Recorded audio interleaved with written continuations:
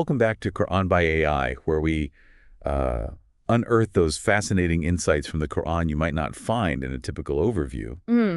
Today we are exploring Chapter 11, Hud. Okay. This chapter is like a time capsule filled with warnings from the past that eerily echo the challenges faced by the Prophet Muhammad and even resonate with issues we grapple with today. What's fascinating is that Chapter 11 doesn't just recount these historical events, Yeah. It interweaves these narratives with moral teachings and glimpses into the unseen world, creating a tapestry of these interconnected themes that speak to the human condition across time. Right off the bat, the chapter establishes the Quran as a clear book, confirmed and made intelligible. But this immediately raises questions about how scriptures were understood back then and how these verses might have challenged existing beliefs. Indeed. This concept of clarity, goes beyond mere language. It suggests a deeper level of understanding, an unveiling of these truths that were perhaps obscured or misinterpreted before. It makes you think about the power dynamics at play. Right. Who had the authority to interpret scripture? Right. And how did these verses potentially disrupt those established hierarchies of knowledge? Those are excellent questions. And those power dynamics play out dramatically in the recurring motif of punishment stories that dominate this chapter. Yes. From verses 25 to 99, we encounter a series of narratives about prophets sent to warn their people and the consequences of their rejection. These stories aren't just these historical accounts. They serve as cautionary tales, reminding listeners of the importance of heeding God's message and the potential consequences of straying from the path of righteousness. It's striking how these ancient stories resonate with these timeless human struggles, like the tension between faith and reason, the allure of material wealth and power, and the consequences of societal corruption. Precisely. And one of the most well-known figures in this chapter is Noah. Whose story goes beyond that familiar flood narrative. It's not just about the ark and the deluge, but about his confrontation with his people, his unwavering faith in the face of ridicule, and the profound lessons about free will and divine justice.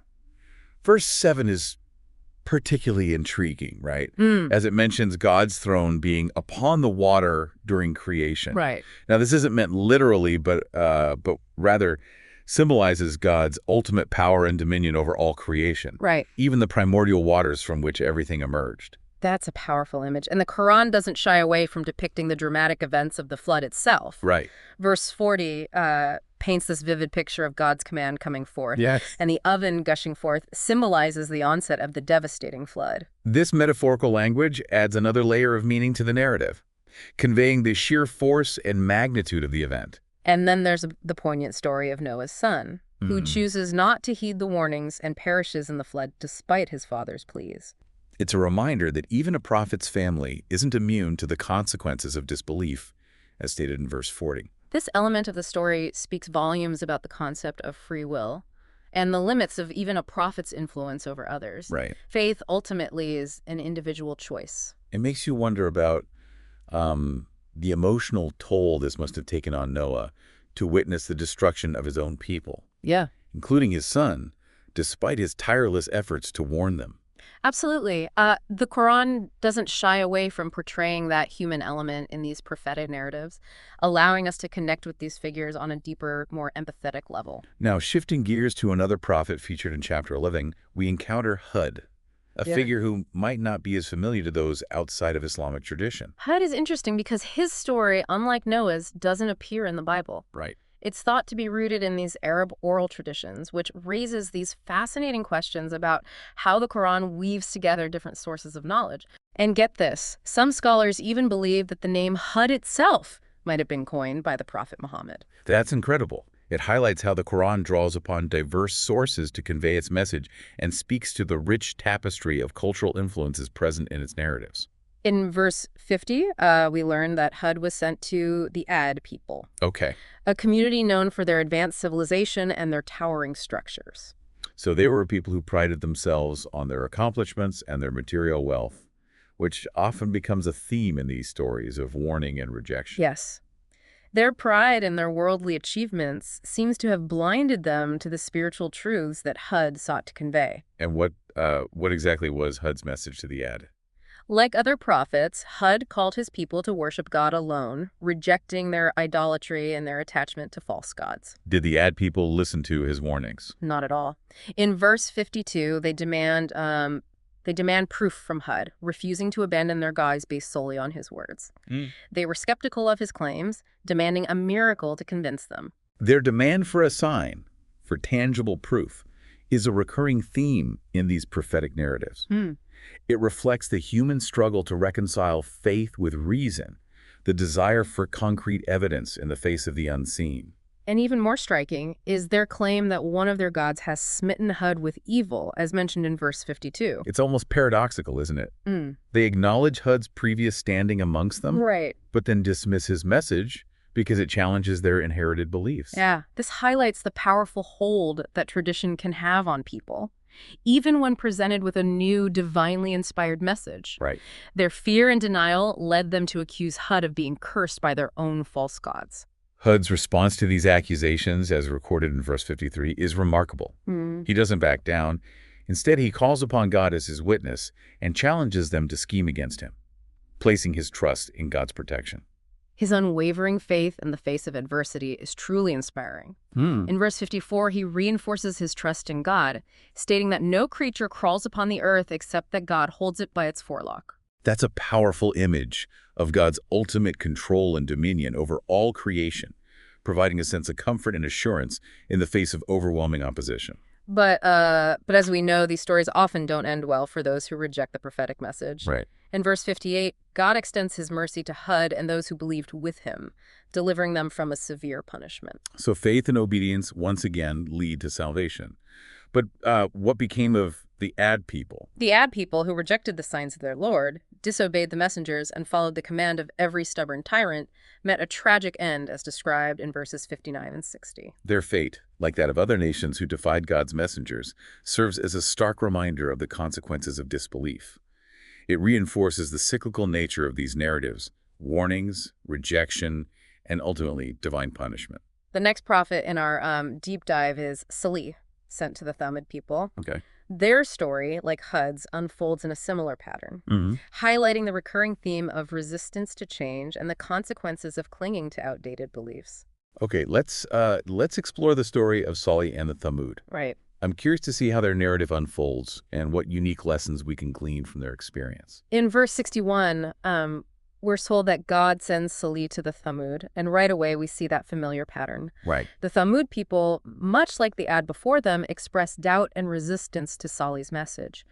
They question his authority and the validity of his teachings, clinging to the traditions of their forefathers.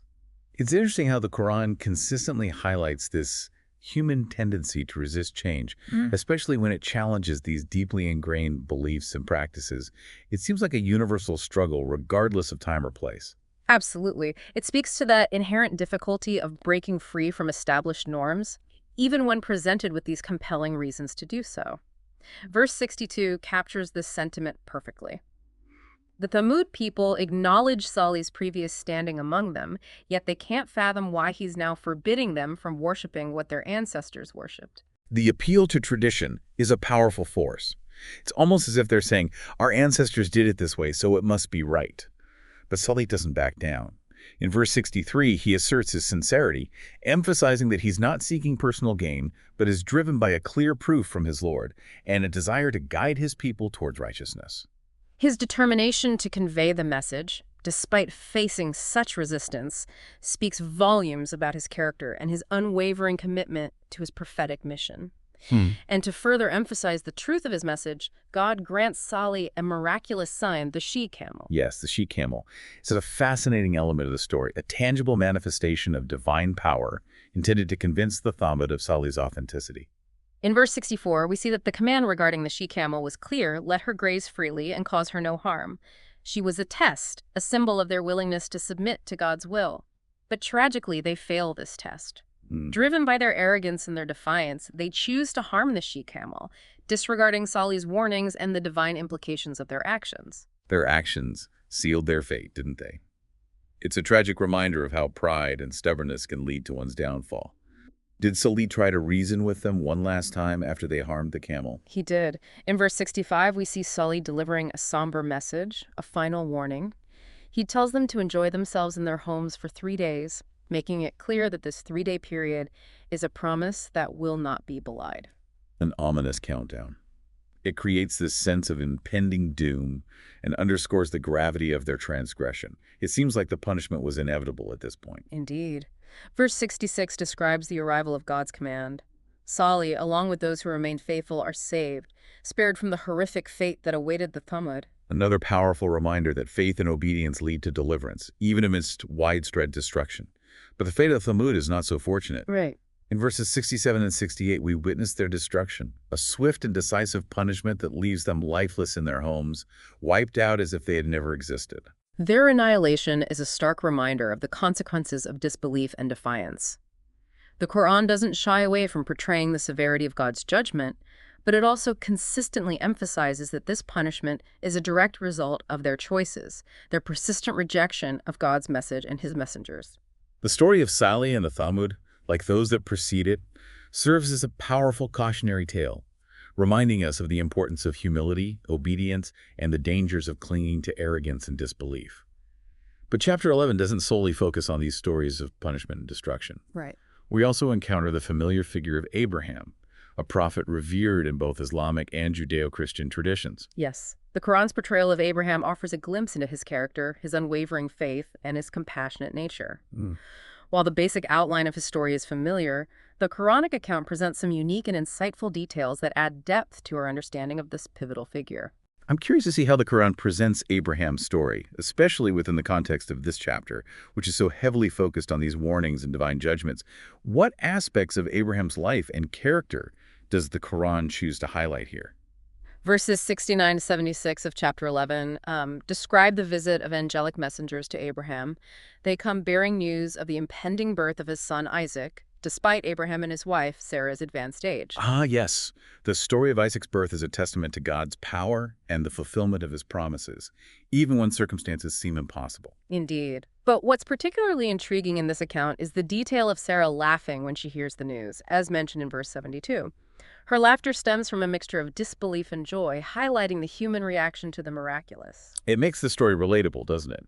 Even in the face of divine pronouncements, we humans can't help but react with a mix of emotions. It humanizes the experience. Exactly. And then in verses 74 and 75, we see Abraham interceding for Lot's people, even though they were known for their wickedness and corruption. His plea for mercy showcases his compassionate nature, his willingness to appeal to God's forgiveness, even for those who've seen beyond redemption.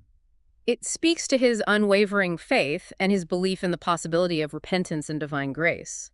However, in verse 76, we're reminded that God's will ultimately prevails.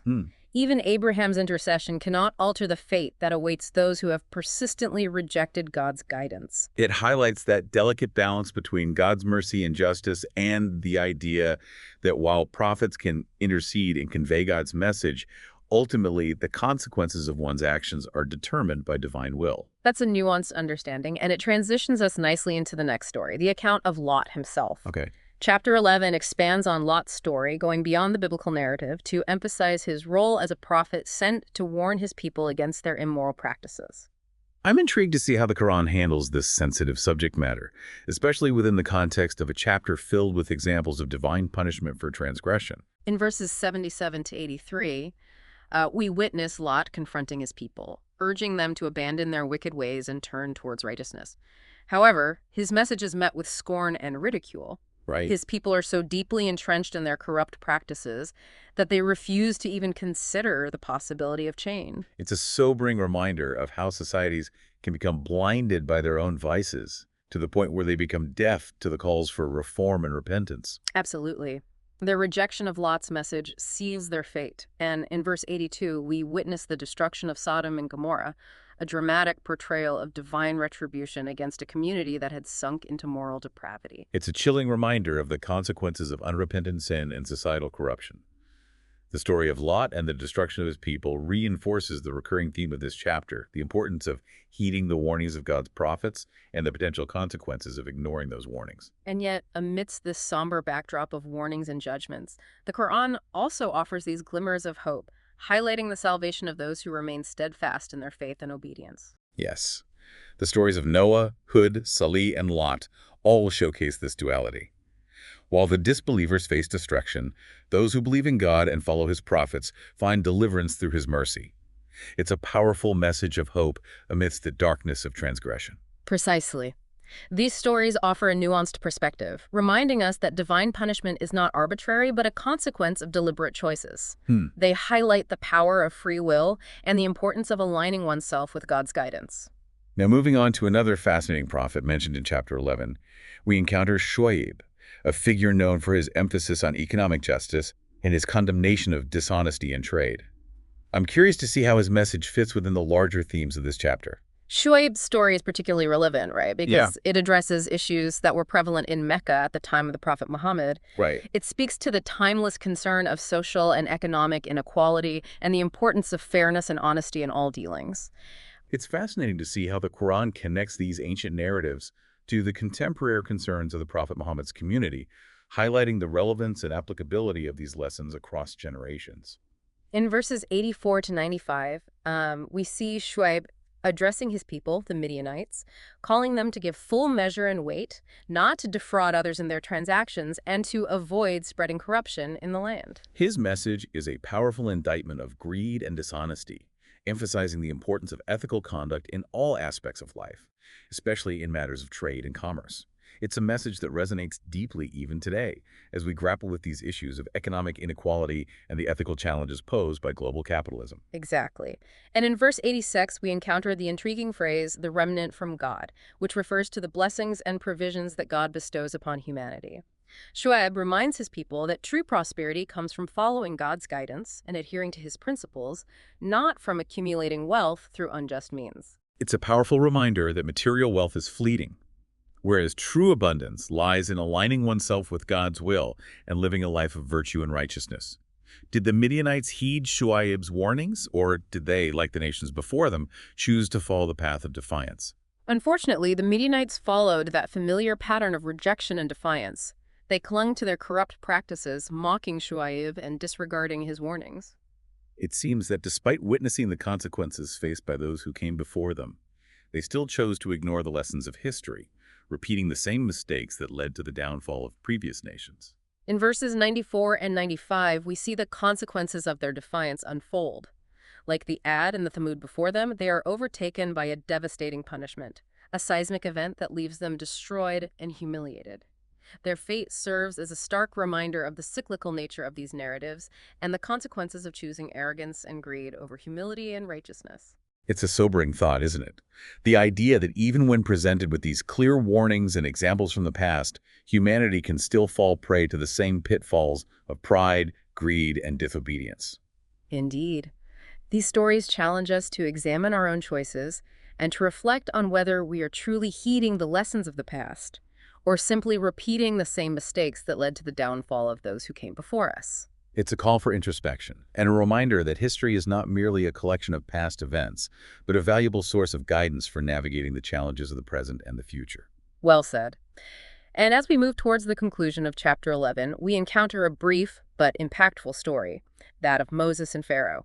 This narrative focuses on the ultimate fate of Pharaoh, who in his arrogance and defiance led his people to destruction. The story of Moses and Pharaoh is one of the most iconic in religious history, a clash between faith and tyranny, between submission to God and the pursuit of worldly power. What unique insights does the Quran offer in this condensed recounting of their story? Verses 96 to 99 describe Pharaoh as an imam, which in this context refers to a leader who misguides his people. Right. His insistence on defying God and clinging to his earthly power ultimately leads him and his followers to a tragic end. It's a powerful reminder that leadership comes with a heavy responsibility, and those who abuse their power, leading others astray, will face severe consequences. Indeed. And the Quran adds a chilling detail, stating that Pharaoh's people were pursued by a curse both in this world and in the next. This underscores the gravity of choosing the wrong path and the enduring impact of those choices. It's a reminder that the consequences of our actions extend beyond our earthly existence, and that true accountability encompasses both this life and the hereafter. And with that, we arrive at the final section of Chapter 11, where the focus shifts from these historical narratives to a more direct address of eschatology. Okay, let's delve into this shift in focus. It seems like the chapter concludes by drawing connections between the lessons of these historical punishments and the ultimate reality of the Day of Judgment. What key insights does the Quran offer in this final section? Verses 100 to 123 mark a distinct shift in tone and focus. The chapter moves from recounting specific historical events to a broader reflection on the ultimate fate of humanity, the Day of Judgment, and the eternal consequences of our choices. This transition from historical narratives to eschatological themes is interesting. It's as if the chapter is building towards this grand conclusion, connecting the lessons of the past to the ultimate reality of the future. Precisely. It's like the Quran is saying, look, these stories aren't just ancient history. They contain these timeless lessons about human nature, divine justice, and the importance of choosing the right path. And those choices have eternal ramifications. So it's a call to action. Right. A reminder that our actions in this life have consequences that extend far beyond our earthly existence. Exactly. And the Quran doesn't hold back in its descriptions of both heaven and hell, offering vivid imagery to convey the contrasting realities that await those who choose faith and obedience versus those who persist in disbelief and transgression. It's fascinating how the Quran uses such powerful imagery to evoke both awe and fear, appealing to our deepest emotions to drive home the gravity of these ultimate destinies. What specific details does the Quran offer about heaven and hell in this chapter? Verse 107 describes heaven as a place where those who believed and led righteous lives will abide in gardens beneath which rivers flow. It's a depiction of paradise, a realm of eternal bliss and fulfillment. It's a vision of this ultimate peace and contentment, a reward for those who chose to live in accordance with God's will. In stark contrast, verse 106 describes hell as a place of torment, a blazing fire where the disbelievers will reside. This imagery evokes a sense of dread and emphasizes the severity of the consequences that await those who reject God's guidance. The juxtaposition of these contrasting descriptions is powerful. It really underscores the significance of the choices we make in this life. What other key insights does the Quran offer in this eschatological section? Verses 101 and 102 introduce that concept of God's seizing, which some scholars interpret as a sudden and decisive moment of reckoning, a point where humanity's fate is sealed. Right. It highlights that idea that there will be a day of accountability, a time when our actions are judged and our eternal destinies are determined. It's a sobering thought, the idea that there will be a moment of ultimate reckoning, a time when we can no longer escape the consequences of our choices. It reinforces that sense of urgency and a responsibility that permeates this entire chapter. Yes, it underscores the importance of living with awareness and intentionality, recognizing that our actions have these lasting consequences. And what about those who face persecution for their beliefs? Does the Quran offer any words of comfort or guidance for those who struggle to maintain their faith amidst adversity? Absolutely. Verse 1 and 12 encourages believers to remain steadfast in their devotion, to continue doing righteous deeds, and to turn their faces wholeheartedly towards God, despite facing opposition or hardship. It's a message of resilience and perseverance, a reminder that true faith is tested and refined through challenges.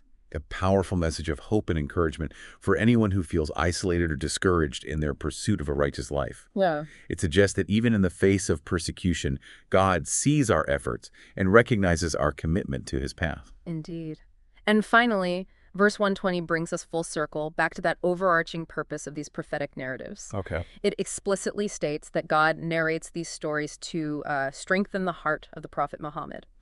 This verse offers profound insight into the transformative power of studying sacred history. It suggests that these stories aren't just historical accounts or moral lessons, but a source of solace and fortitude, a way to connect with the struggles of those who came before us and find strength in their unwavering faith. Exactly. It's like God is saying, look, you're not alone in this struggle. Prophets before you have faced rejection, hardship, and persecution, but they persevered with my help, and you can too. This message resonates not only with the Prophet Muhammad, but with all believers who strive to follow God's path. These stories offer a reminder that challenges and trials are an inevitable part of the journey. But with faith, perseverance, and reliance on God, we can overcome those obstacles and find peace and fulfillment. And with that, we conclude our exploration of Chapter 11 of the Quran, Hud. It's been a fascinating journey through a chapter filled with warnings, judgments, and profound lessons about human nature, divine justice, and the importance of choosing a path of righteousness. It's been incredibly insightful. Chapter 11 is like this time capsule filled with timeless wisdom, reminding us that the choices we make in this life have eternal consequences. We've explored themes of faith, reason, obedience, defiance, and that ultimate reality of the Day of Judgment. Yeah. It's a powerful reminder that these stories aren't just ancient history. They're a living guide offering profound insights for navigating the challenges of our own lives and finding strength amidst adversity. Beautifully said. Chapter 11 leaves us with much to contemplate, encouraging us to apply these lessons to our own lives and strive for a deeper connection with the divine. Thank you for joining us on this deep dive into Chapter 11 of the Quran, Hud. We hope you found this exploration enlightening and thought-provoking. Until next time, keep seeking knowledge and pondering the profound messages within the Quran.